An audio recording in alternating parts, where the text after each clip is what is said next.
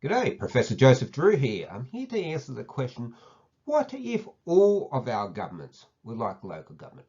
What if our federal government and our state government were held to the same standards that we hold our local government to? As you'll discover during this video, you would probably be much better off. For instance, in terms of their finances, in New South Wales, there's 7 ratios that local governments must meet benchmarks for. One of them is for the operating ratio, which means that your revenue has to at least cover your expenditure taken over a 3-year period. It's not unreasonable, is it? If we're not doing that, we're actually placing a burden on our children and our grandchildren.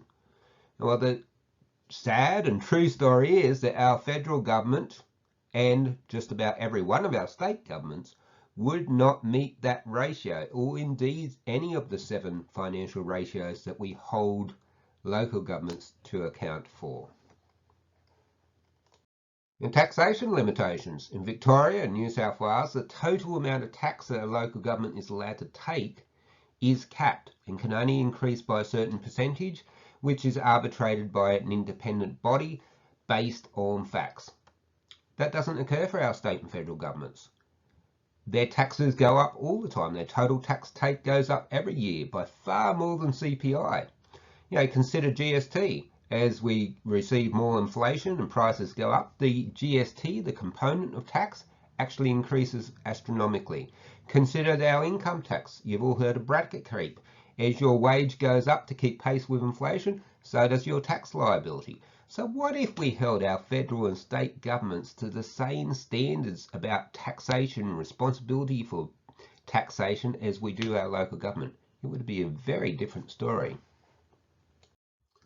And what if our federal and state governments only used good taxes? Property tax is a good tax. I've got another video on this, because what you're actually doing is clawing back some of that value, the increase in property price that the owner does nothing to actually get. Your unimproved land value goes up over time, even if you do nothing. Hence, it's unimproved land value. Why should you keep that? Having to hand over some of that as a local government tax is no real loss. You're not losing anything you've worked to earn, unlike your income tax. Unlike some really bad and inefficient taxes, such as stamp duty. Remember when states promised to give up stamp duty in exchange for getting the GST? Well, they got the GST, yet we still have stamp duty. And now they're promising to give up more stamp duty if they get an increase to GST. What if our state and federal governments had to use morally good taxes? Wouldn't matters be very, very different? What if our state and federal governments could be dismissed for bad conduct, for bad behaviour in the council chambers, for unethical conduct, for fiscally bad conduct? Would most of our state and federal governments be dismissed? Now, I know technically they can be dismissed by the governor or the governor general, who's the Queen's representative in Australia, but it's only ever happened once. Many people would argue it should happen an awful lot more. Indeed, some of the behaviours that some councils are placed into administration for pale in comparison to the behaviours that we see from state politicians and federal politicians. It's just a fact. It's an inconvenient fact, isn't it? And what if our federal and state governments were forced to engage with their citizens every 4 years, like they are in most local government jurisdictions? You actually had to go out to the community and ask them what they want and what they were prepared to pay for what they want and what they thought of the standards of services. What if that happened? Wouldn't things be a lot better? It makes you think, doesn't it? Makes you realise that the standards to which we hold our local government are far higher than the standards to which we hold our state and federal governments. Yet it's the local governments that keep getting bashed in the media and keep getting bashed by our state and federal parliamentarians, mostly our state parliamentarians.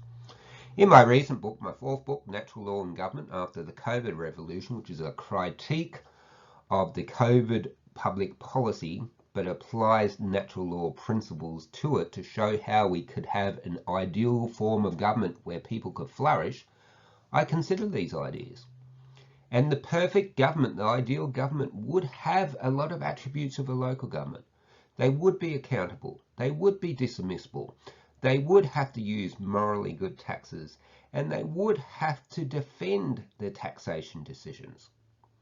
All these things our state and federal governments aren't asked or required to do. It makes you think, wouldn't things be a lot better? Wouldn't we have more moral government? Wouldn't people be able to flourish much more in a system of government that actually served them?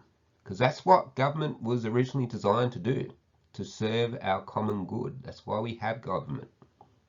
And yet, now many of us feel that we serve government.